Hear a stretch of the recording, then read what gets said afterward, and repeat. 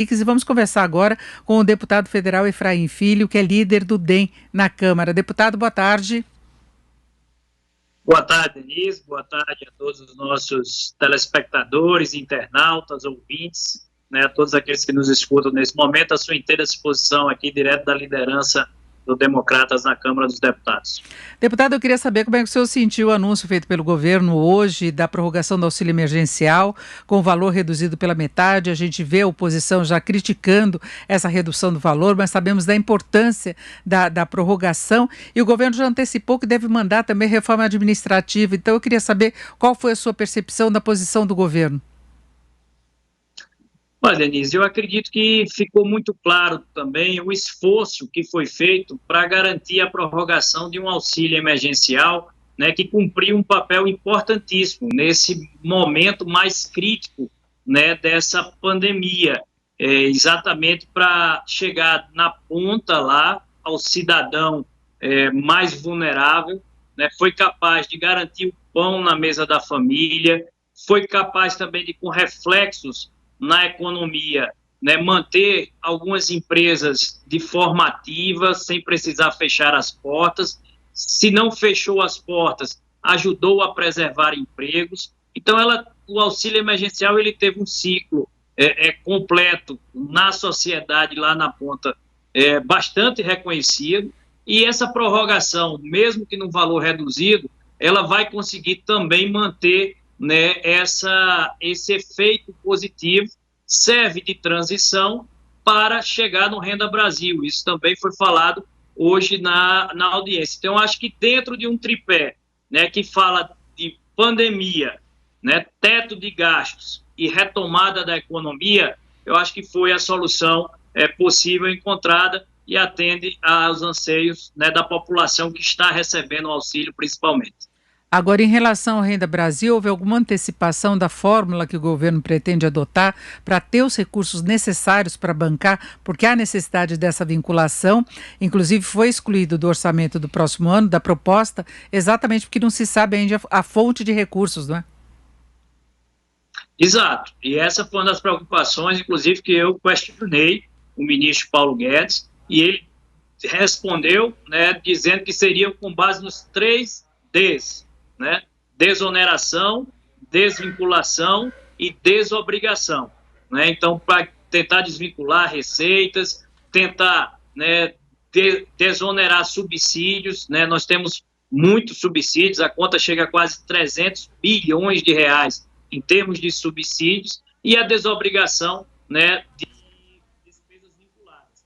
Foi por aí a resposta do ministro. Nós não estamos ouvindo o deputado Efraim Filho, vamos esperar ajustar isso daí, que ele estava dando informações sobre o que Paulo Guedes informou a respeito do Renda Brasil, que é um novo programa que deve ser lançado para substituir o Bolsa Família, mas o deputado falava exatamente do que se pretende fazer para obter os recursos necessários. Deputado, pode prosseguir, por favor.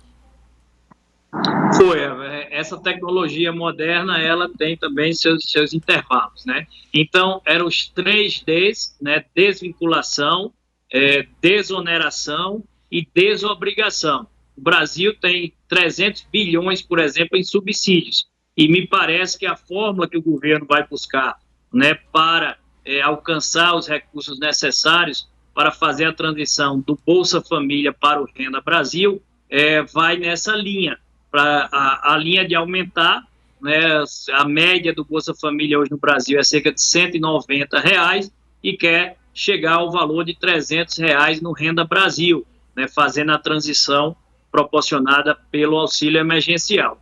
Ele não detalhou números, mas o conceito, me parece que vai nesses 3 Ds que o ministro citou na reunião.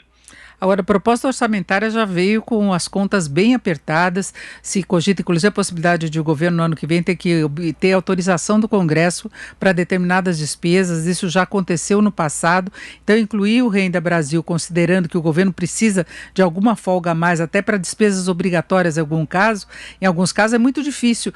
Nós tivemos o presidente Bolsonaro rejeitando aquela ideia de se mexer com outros benefícios, como abono salarial. Como é que o senhor vê essa possibilidade, deputado? O senhor acha que isso passaria no Congresso? Eu vejo como um grande desafio. Há um peso social, e real, da vida real, as pessoas na ponta, os cidadãos mais vulneráveis, eles vão ter que aguardar essa retomada econômica do Brasil para poder recuperar os seus empregos, né?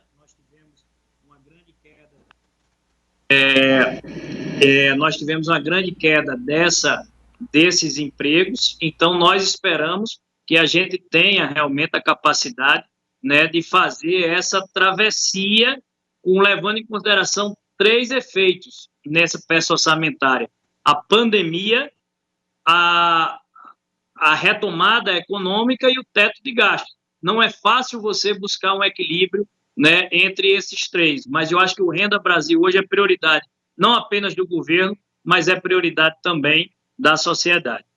Agora, deputado, o senhor vê condição de o Congresso discutir tantas pautas simultaneamente, porque já tem a discussão de reforma tributária, que o governo agregou a unificação de PIS/COFINS e deve apresentar ainda outras ideias. Tem o governo antecipou que deve apresentar a reforma administrativa na próxima quinta-feira, se não tiver um novo atraso. Vai ter discussões sobre Renda Brasil, porque a ideia é que ele começasse a valer já no início do próximo ano, para meio que emendar com o auxílio emergencial, que vai até o final de dezembro. E tem várias outras pautas. O senhor vê mobilização do Congresso para isso?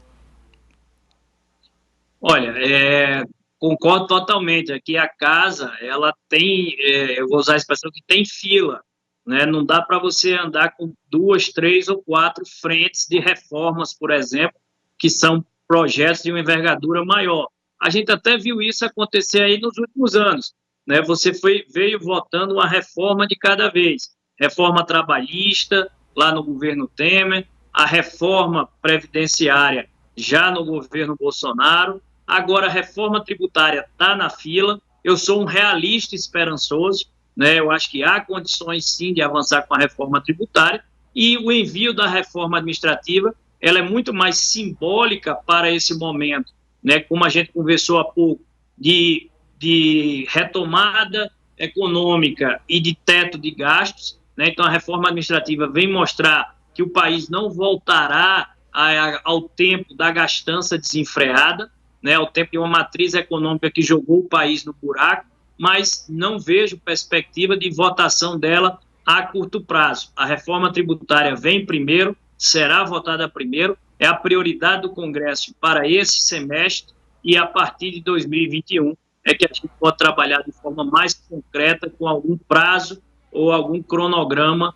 né, da votação da reforma administrativa. Para fecharmos rapidamente, foi falado alguma coisa em relação à contribuição sobre transações digitais, que poderia ser uma fonte de receita importante para o governo?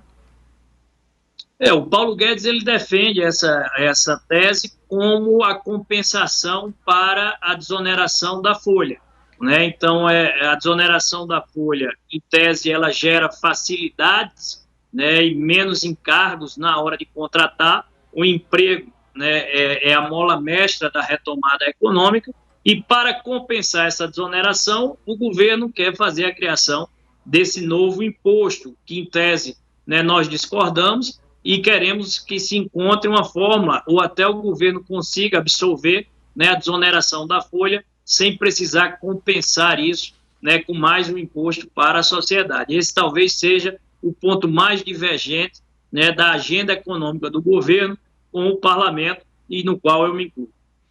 Ouvimos o deputado federal Efraim Filho, que é líder do DEM na Câmara. Deputado, muito obrigado, uma boa tarde. Eu que agradeço, Denise, o espaço, e fico à disposição sempre para conversar sobre os assuntos que interessam ao Brasil. Obrigada.